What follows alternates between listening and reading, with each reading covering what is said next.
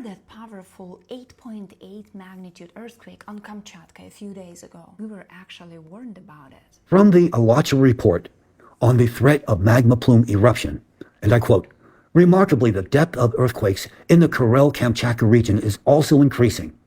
This indicates that the interaction between the lithospheric plates is becoming more dynamic due to the influence of the Siberian mantle plume. An increase in volcanic activity in the Kuril-Kamchatka region is expected, along with the emergence of anomalies in the rapid ascent of deep magma. An analysis of seismic data in the Kamchatka and Kuril Islands region shows a noticeable increase in the magnitude 4.0 plus earthquakes. The region is part of the Pacific Ring of Fire.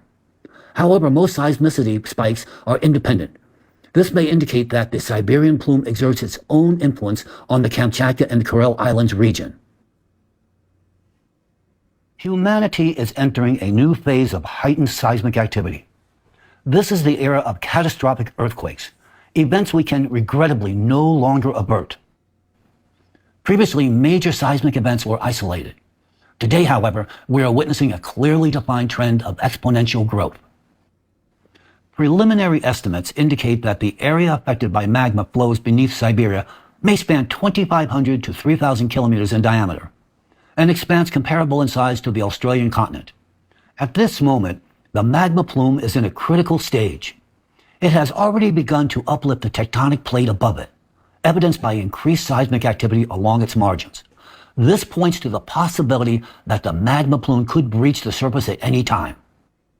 This will happen both in the region of the rising magma plume and along edges of the lithospheric blocks of the Earth's crust, where the plume is exerting increasing pressure.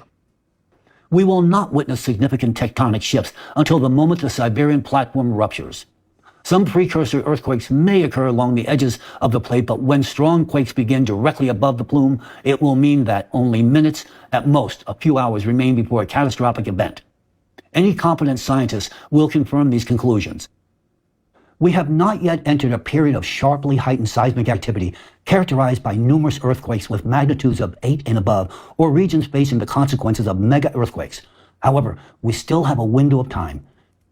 Building foundations must be engineered to withstand earthquakes of magnitude 8 and above, even in regions where such events are not currently occurring. This video demonstrates that both the information presented in my video statements and the data published in Alachua's reports form a coherent and scientifically grounded model, explaining the causes of the Kamchatka earthquake. Moreover, this model shows that the event was not an isolated incident.